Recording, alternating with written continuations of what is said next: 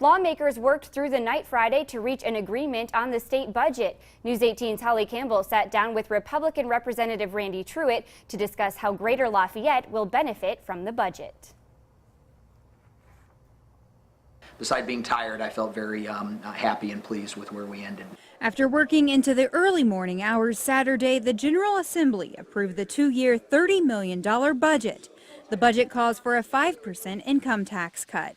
That's half of what Governor Mike Pence was looking for. Democrats in the Senate and House say the cuts that will start in 2015 aren't going to cut it. This is a kind of invisible tax cut. It's smoke and mirrors. This budget miserably fails the middle class. It's not this big, huge influx of money. It's just like the automatic taxpayer refund, $50, $60, $70. But you know what? That's $50, $60, $70. And for a lot of people, that's a lot of money. Republican Representative Randy Truitt says Greater Lafayette schools and transportation are going to benefit from the budget.